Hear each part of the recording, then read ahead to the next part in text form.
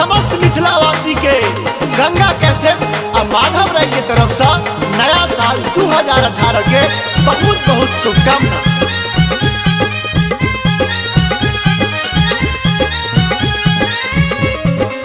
अपने सुन रहल छी गंगा कैसेट की प्रस्तुति।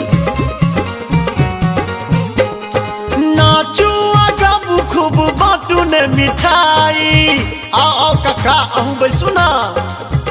हाँ नाचू गाबू खूब बाटू ने मिठाई, नया साल एले हो भैया, नया साल एले बधाई हो बधाई, नया साल एले बधाई हो बधाई, नया साल एले बधाई हो बधाई, नया साल एले।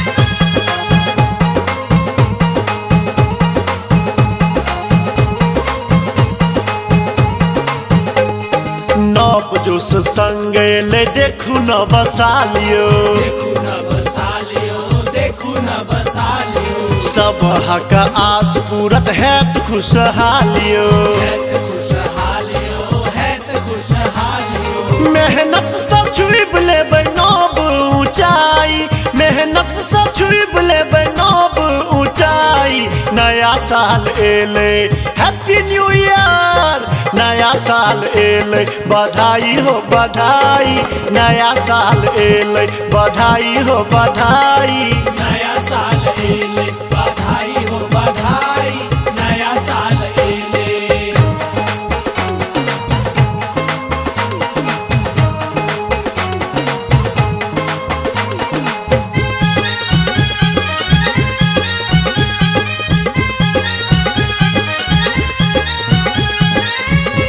अपने सुन रहल छी गंगा कैसेट की प्रस्तुति। सुख और शांति के एते नव भोरियो, एते नव भोरियो, एते नव भोरियो, हाँ मन मन में उठते प्रेमक हिलोरियो, प्रेमक हिलोरियो, प्रेमक हिलोरियो। आस करी एतबे जे घटते महंगाई, आस करी एतबे जे घटते महंगाई, नया साल एले ये चाची, नया साल एले बधाई हो बधाई, नया साल एले बधाई हो बधाई, नया साल एले बधाई हो बधाई, नया साल एले।